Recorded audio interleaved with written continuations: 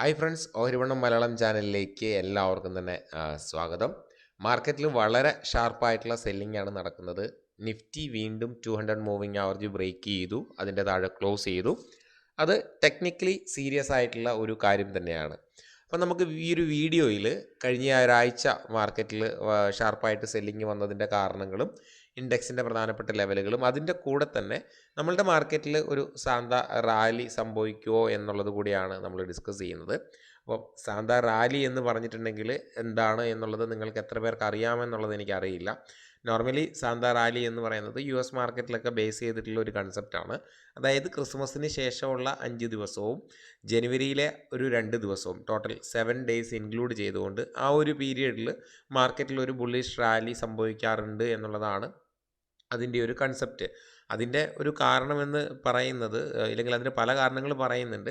അതിലെ എന്താ പറയുക, ആ ഒരു സമയത്ത് വെക്കേഷന് പോയവർ തിരിച്ചു വന്ന് വീണ്ടും ഫ്രഷ് പർച്ചേസ് ചെയ്യുന്നതിൻ്റെ ഭാഗമായിട്ട്, ഇല്ലെങ്കിൽ സെയിം ടൈം തന്നെ ഫോറിൻ ഇൻവെസ്റ്റേഴ്സ് FASൻ്റെ വെക്കേഷൻ പീരീഡ് ആയതുകൊണ്ട് തന്നെ റീറ്റെയിലേഴ്സ് സ്റ്റോക്കുകൾ അക്യുമുലേറ്റ് ചെയ്യുന്നതിൻ്റെ ഭാഗമായിട്ട്, ഇല്ലെങ്കിൽ പുതിയൊരു വർഷത്തിൻ്റെ ആരംഭമായതുകൊണ്ട് സ്റ്റോക്കുകൾ വാങ്ങുന്നത് കൊണ്ട്, അങ്ങനെ പലതരത്തിലുള്ള കൺസെപ്റ്റ് ഉണ്ട്. നമുക്കപ്പോൾ ഏതായാലും ഗൂഗിളിൽ സാന്ത റാലി എന്ന് അടിച്ചു കൊടുത്തു കഴിഞ്ഞ് കഴിഞ്ഞാൽ എന്താണ് വരുന്നത് എന്നുള്ളത് നമുക്ക് നോക്കാം.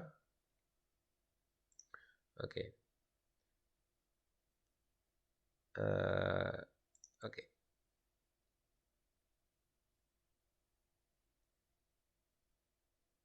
ഇപ്പം സാന്താക്ലോസ് റാലി എന്ന് പറയുന്നത് Santa Claus rally specifically occurs during 7 days period spanning the last 5 trading days of December and first 2 trading days of January. അപ്പം ഒരു ഹിസ്റ്റോറിക്കൽ ഡാറ്റ വെച്ചുകൊണ്ട് ആ ഒരു പീരിയഡിൽ എന്താണ് ഒരു പോസിറ്റീവ് റിട്ടേൺ ആണ് കൊടുക്കുന്നത് എന്നുള്ളതാണ് ഈ ഒരു സാന്താക്ലോസ് റാലി എന്ന് പറയുന്നതിൻ്റെ ചുരുക്കം എന്ന് പറയുന്നത്. ഇപ്പം US മാർക്കറ്റിലെ S&P 500 ആവറേജ് 1.3% ആ ഒരു പീരിയഡിൽ ഗെയിൻ ചെയ്യാറുണ്ട് സിൻസ് 1950. അപ്പം ഇതാണ് അതിൻ്റെ തിയറി. ചില വർഷങ്ങളിൽ നെഗറ്റീവ് ആകാറുണ്ട്, പക്ഷേ ഓവറോൾ നോക്കുമ്പം ആ ഒരു പീരിയഡിൽ മാർക്കറ്റ് പോസിറ്റീവായിട്ട് റിയാക്ട് ചെയ്യാറുണ്ട് എന്നുള്ളതാണ് അതിൻ്റെ ഒരു കൺസെപ്റ്റ്. അപ്പം നമ്മളുടെ മാർക്കറ്റിൽ സാന്താക്ലോസ് റാലി വരുമോ ഇല്ലയോ എന്നുള്ളത് നമുക്ക് കണ്ടറിയാം. രണ്ടാമത്തെ കാര്യമെന്ന് പറയുന്നത്, കഴിഞ്ഞ ഒരാഴ്ച US മാർക്കറ്റും വളരെ സെല്ലിംഗ് പ്രഷറിലായിരുന്നു ഉണ്ടായിരുന്നത്. കാരണം അവിടെ US ഫെഡ് ഇൻട്രസ്റ്റ് റേറ്റ് ഡിസിഷന് എക്സ്പെക്റ്റേഷൻ അനുസരിച്ച് ആയിരുന്നില്ല. മാത്രമല്ല US ഇൻഫ്ലേഷൻ ഹൈയിലാണ് റൺ ചെയ്യുന്നതും, അതും എബോ എക്സ്പെക്റ്റേഷനാണ്. സോ ഫണ്ടമെൻ്റലി പല റീസൺസും ഗ്ലോബൽ മാർക്കറ്റിലുണ്ട്. അതിൻ്റെ ഭാഗമായിട്ട് ഗ്ലോബൽ മാർക്കറ്റിൽ സെൽ ഓഫ് വരുന്നു. അതിൻ്റെ കണ്ടിന്യൂവേഷൻ എന്ന പോലെ തന്നെ നമ്മളുടെ ഇന്ത്യൻ മാർക്കറ്റിലും സെൽ ഓഫ് വരുന്നുണ്ട്. അപ്പം ഇതിനുള്ളിൽ നമ്മൾ ശ്രദ്ധിക്കേണ്ട ടെക്നിക്കലി ഒരു കാര്യമെന്ന് പറയുന്നത്, നമ്മളുടെ ഈ ഒരു 200 മൂവിങ് ആവറേജ് ഇവിടെ ഒരിക്കൽ സപ്പോർട്ട് എടുത്ത് തിരിച്ച് കയറി, ഇവിടെ ഒരിക്കൽ സപ്പോർട്ട് എടുത്ത് തിരിച്ച് കയറി.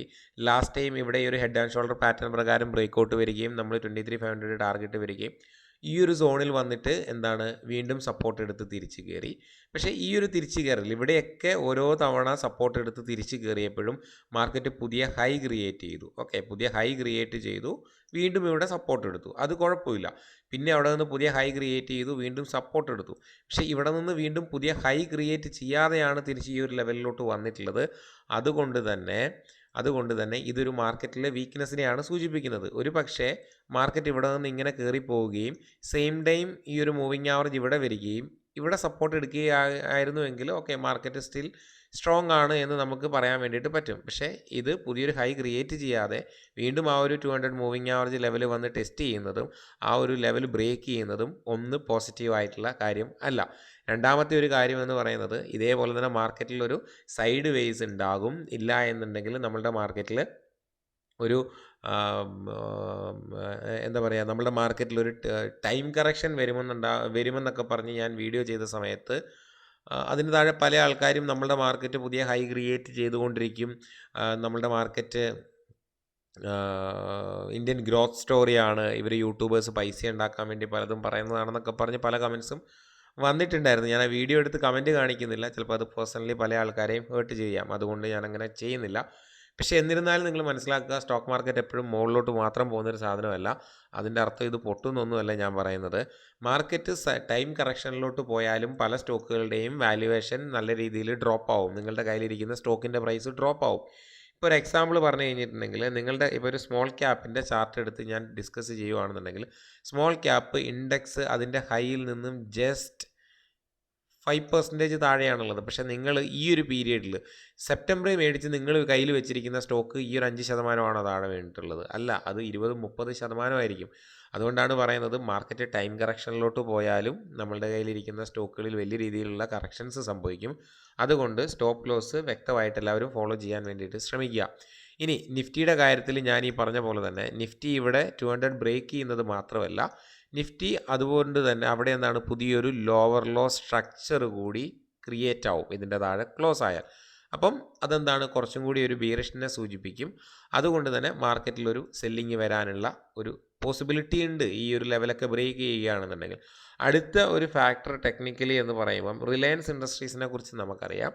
നിഫ്റ്റിയിൽ ഏറ്റവും കൂടുതൽ വെയിറ്റേജ് ഉള്ള അല്ലെങ്കിൽ ഹൈ വെയിറ്റേജ് ഉള്ള ഒരു എന്താ പറയുക സ്റ്റോക്കാണ്.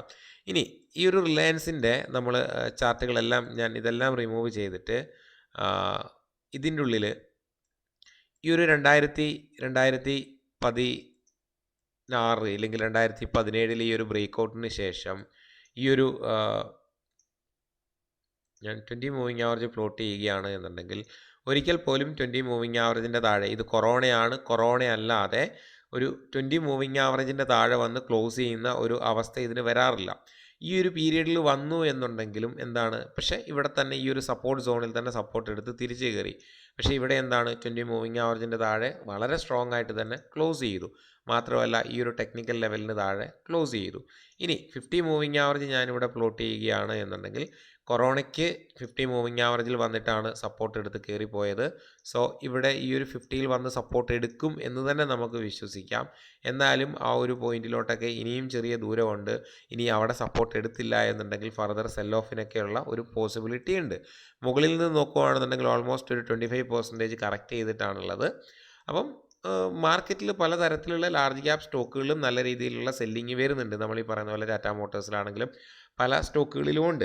അതിനുള്ളിൽ കുറച്ച് വ്യത്യസ്തമായി നിൽക്കുന്നത് HDFC ബാങ്ക് ആണ്. HDFC ബാങ്ക് എന്താണ്, നമ്മൾ മന്ത്ലി ചാർട്ട് നോക്കുകയാണെന്നുണ്ടെങ്കിലും ഡെയിലി നോക്കുകയാണെന്നുണ്ടെങ്കിലും കമ്പാരിറ്റീവ്ലി സ്ട്രോങ് ആണ്. അത് നമുക്ക് എന്താണ് ഇവിടെ ഒരു ഓൾ ടൈം ഹൈയോട് അടുപ്പിച്ച് തന്നെ എന്ന് നമുക്ക് പറയാൻ വേണ്ടിയിട്ട് പറ്റും. അത് നമുക്കെന്താണ് നിഫ്റ്റി ബാങ്കിൽ കാണാൻ വേണ്ടിയിട്ടും പറ്റും. നിഫ്റ്റി ബാങ്ക് എന്താണ് ഡെയിലി ചാർട്ടൊക്കെ നോക്കുകയാണെന്നുണ്ടെങ്കിൽ ഓവറോൾ ഒരു സൈഡ് വേസ് സ്ട്രക്ചറിലാണുള്ളത്. സ്റ്റിൽ ഈ ഒരു ഡ്രോയിങ്സ് മൊത്തം റിമൂവ് ചെയ്ത് കഴിഞ്ഞാൽ സ്റ്റിൽ ഈ ഒരു 200 മൂവിങ് ആവറേജിന് മുകളിലാണുള്ളത്. അപ്പം നമ്മൾ നിഫ്റ്റി ആയിട്ട് കമ്പയർ ചെയ്യുമ്പം നിഫ്റ്റി ബാങ്കാണ് കുറച്ചും കൂടെ സ്ട്രോങ്. പക്ഷേ അത്ര സ്ട്രോങ് എന്നല്ല, എന്നാലും സ്റ്റിൽ ബെറ്റർ. അപ്പം ഈ ഈ സ്റ്റോക്ക് ഈ ഒരു ഇൻഡെക്സുകളെല്ലാം തന്നെ നിയർ കീ മൂവിങ് ആവറേജിലാണുള്ളത്. അപ്പം ഇത് ബ്രേക്ക് ചെയ്യുകയാണ് എന്നുണ്ടെങ്കിൽ നല്ല രീതിയിലുള്ള ഒരു കറക്ഷനുള്ള ഒരു പോസിബിലിറ്റി ഉണ്ട്. മാർക്കറ്റിൽ എങ്ങനെയും സംഭവിക്കും എന്നുള്ളത് കൂടി നിങ്ങൾ അറിഞ്ഞിരിക്കുക.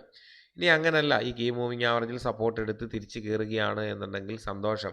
പിന്നെ ഈ യൂട്യൂബ് വീഡിയോ ഞാൻ കഴിഞ്ഞ 5-6 വർഷമായിട്ട് ചെയ്തുകൊണ്ടിരിക്കുന്നതാണ്. എല്ലാ ഞായറാഴ്ചയും വന്ന് ഈ ഒരാഴ്ച വന്ന് 200 മൂവിങ് ആവറേജ് പൊട്ടി അതുകൊണ്ട് മാർക്കറ്റ് കറക്റ്റ് ചെയ്യുമെന്ന് പറഞ്ഞതുകൊണ്ട് ഇവിടെ ഇല്ലാത്ത വ്യൂസ് കയറി വരുമെന്നോ ഇതിൻ്റെ ഉള്ളിൽ നിന്ന് കുറേ പൈസ ഉണ്ടാക്കാമെന്നുള്ള വ്യാമോഹമൊന്നുമില്ല. ഒരു പോസിബിൾ നിങ്ങളുടെ അടുത്ത് ഞാൻ പറയുന്നു എന്ന് മാത്രമേ ഉള്ളൂ. ഇതിനുള്ളിൽ ഞാൻ കൂടുതലും നെഗറ്റീവ് സൈഡ് പറയുന്നത് എന്താണെന്ന് വെച്ച് കഴിഞ്ഞാൽ തിരിച്ചു പോയി കഴിഞ്ഞ് കഴിഞ്ഞാൽ ആർക്കും വലിയ പ്രശ്നമൊന്നും ഉണ്ടാകാൻ പോകുന്നില്ല. ഞാൻ ചിലപ്പോൾ പറയുന്നത് തെറ്റി എന്നുള്ളത് മാത്രമേ ഉള്ളൂ. അത് കുഴപ്പമില്ല. പക്ഷേ ഇവിടുന്ന് ബ്രേക്ക് ചെയ്യുന്നതിൽ നിന്ന് നമുക്കൊരു 10 പേരെങ്കിലും പറയുന്നത് കൊണ്ട് പ്രൊട്ടക്റ്റ് ചെയ്യാൻ പറ്റിയാൽ അത് നല്ല കാര്യമായതുകൊണ്ടാണ് കൂടുതലും ഞാൻ ഈ ഒരു ഡൗൺ സൈഡ് ഫിയറിനെ കുറിച്ച് കൂടുതൽ ഡിസ്കസ് ചെയ്യുന്നത്. അല്ലാതെ ഇവിടെ നിന്ന് ഇത് തിരിച്ചു കയറും, ഇന്ത്യൻ ഗ്രോത്ത് സ്റ്റോറിയാണ്, നമ്മൾ മാർക്കറ്റ് കുറേ കണ്ടതാണ് എന്നൊക്കെ പറഞ്ഞ് ഓവർ കോൺഫിഡൻസ് തരാത്തതിൻ്റെ കാരണവും അതാണ്. പിന്നെ മാർക്കറ്റ് കുറേ വർഷമായിട്ട് കണ്ടിട്ടുമുണ്ട്. അതുകൊണ്ട് പല രീതിയിലുള്ള ഇങ്ങനെയുള്ള കാര്യങ്ങൾ സംഭവിക്കും. അപ്പോൾ പറഞ്ഞു വരുന്നതിൻ്റെ ചുരുക്കം എന്ന് പറയുന്നത് വളരെ സെലക്റ്റഡ് ആയിട്ടുള്ള സ്റ്റോക്കുകളാണ് കയറുന്നത് എങ്കിൽ പോലും ഒരു സ്റ്റോക്കുകളും ആ ഒരു ലെവൽ ഹോൾഡ് ചെയ്യുന്നില്ല, സസ്റ്റെയിൻ ചെയ്യുന്നില്ല, ഫെയിൽ ആകുവാണ് ബ്രേക്കൗട്ട് തന്നതിന് ശേഷം. അതുകൊണ്ട് നിങ്ങൾ നിങ്ങളുടെ കയ്യിലുള്ള സ്റ്റോക്കുകളിൽ പ്രോപ്പറായിട്ടുള്ള സ്റ്റോപ്പ് ലോസ് വെച്ച് ട്രേഡ്സ് എടുക്കാൻ വേണ്ടിയിട്ട് മാത്രം ശ്രദ്ധിക്കുക. ഇനി GICRE എന്ന് പറയുന്ന stock, general insurance corporation stock, നമ്മൾ ലാസ്റ്റ് വീക്ക് അല്ലെങ്കിൽ കഴിഞ്ഞ ആഴ്ച ഡിസ്കസ് ചെയ്തിട്ടുണ്ടായിരുന്നു. ഈ ഒരു സ്റ്റോക്കിൽ എന്താണ് ഒരു അപ്സൈഡ് പോസിബിലിറ്റി ഉണ്ട്. കാരണം എന്താണ് മൾട്ടി ഇയർ ബ്രേക്കൗട്ട് ആണ് എന്നുള്ളത്. ഫ്രൈഡേ ഏകദേശം പോസിറ്റീവ് ന്യൂസ് വന്നിട്ടുണ്ടായിരുന്നു. കാരണം GST കൗൺസിലിൽ ഈ ഒരു ഇൻഷുറൻസ്, ഹെൽത്ത് ഇൻഷുറൻസ്, ടേം ഇൻഷുറൻസുമായി ബന്ധപ്പെട്ടിട്ടുള്ള സ്റ്റോക്കുകൾക്ക് ഇല്ലെങ്കിൽ ആ കമ്പനികൾക്ക് അവരുടെ GSTയിൽ പ്രീമിയത്തിലൊരു കുറവ് വരാനുള്ളൊരു സാധ്യതയുണ്ട് എന്ന് പറഞ്ഞൊരു ന്യൂസ് വന്നു. അതിനെ തുടർന്ന് ഈ ഒരു സ്റ്റോക്ക് 15-16% കയറിയിട്ടുണ്ട്. ഇന്ന് വീണ്ടും അത് മാറ്റിവെച്ചു ആ ഒരു തീരുമാനം എന്നുള്ള ന്യൂസ് കേൾക്കുന്നുണ്ട്. മേ ബി അതുകൊണ്ട് തന്നെ ഒരു തിരിച്ച് താഴെ വരുമോ എന്നുള്ളത് എനിക്കറിയില്ല. വന്നില്ല എന്നുണ്ടെങ്കിൽ ടെക്നിക്കലി വളരെ നല്ലൊരു ബ്രേക്കൗട്ടാണ് ഈ ഒരു സെക്ടർ, ഇൻഷുറൻസ് സെക്ടർ മൊത്തത്തിൽ തരുന്നത്. സിംഗിൾ സ്റ്റോക്ക് അല്ല, മൊത്തം ഈ ഒരു സെക്ടർ തന്നെ തരുന്നുണ്ട്. അതിലൊരു ബെറ്റർ ആയിട്ടുള്ള ഒരു ഓപ്ഷനാണിത്. പക്ഷേ നാളെ ചിലപ്പോൾ ഗ്യാപ്പ് ഡൗൺ ഒക്കെയാണ്, നെഗറ്റീവ് ആണെന്നുണ്ടെങ്കിൽ മാറി നിൽക്കാൻ വേണ്ടിയിട്ട് ശ്രമിക്കുക. ഇനി രണ്ടാമത് എനിക്ക് ഫേവറബിൾ ആയിട്ടുള്ള അല്ലെങ്കിൽ ഈ ഒരു മാർക്കറ്റിലും സ്ട്രോങ് ആയി നിൽക്കുന്നു എന്ന് തോന്നിയിട്ടുള്ള ഒരു സ്റ്റോക്ക് കിരി ഇൻഡസ്ട്രീസ് ആണ്. ഈ ഒരു സ്റ്റോക്ക് നമ്മൾ ഇതിനു മുമ്പേ ഡിസ്കസ് ചെയ്തതാണ്. പക്ഷേ കഴിഞ്ഞ ദിവസങ്ങളിൽ അല്ലെങ്കിൽ കഴിഞ്ഞ ആഴ്ച ഓവറോൾ ഇവിടെ ഒരു ബ്രേക്കൗട്ട് അറ്റംപ്റ്റ് നടത്തി മാർക്കറ്റ് നല്ല രീതിയിൽ കറക്റ്റ് ചെയ്തപ്പോൾ പോലും ഈ ഒരു സ്റ്റോക്കിന് അവിടെ സ്ട്രോങ് ആയിട്ട് ഹോൾഡ് ചെയ്യാൻ വേണ്ടി സാധിച്ചു. സോ വരുന്ന ദിവസങ്ങളിൽ ഈ ഒരു ലെവൽ ബ്രേക്ക് ചെയ്യുകയാണ് എന്നുണ്ടെങ്കിൽ വളരെ നല്ല രീതിയിൽ മൂവ് ചെയ്യാൻ പോസിബിലിറ്റി ഉള്ള ഒരു സ്റ്റോക്കാണ് കിരി ഇൻഡസ്ട്രീസ് എന്ന് പറയുന്നത്. ഇനി അതിൻ്റെ കൂടെയുള്ള വേറൊരു സ്റ്റോക്ക് എന്ന് പറയുന്നത് വാല്യൂ ഫോർജ് ആണ്. വാല്യൂ ഫോർജിൻ്റെ മന്ത്ലി ചാർട്ട് നോക്കുകയാണെന്നുണ്ടെങ്കിൽ റീസെൻ്റ് IPO ആണ്, 2024 തന്നെ വന്നതാണ്. ഇവിടെ വീക്ക്ലി ചാർട്ട് നോക്കുകയാണെന്നുണ്ടെങ്കിൽ കഴിഞ്ഞ കുറേ നാളുകളായിട്ടൊരു റെസിസ്റ്റൻസ് എടുക്കുന്നുണ്ട് 875 എന്ന് പറയുന്ന ലെവലിൽ.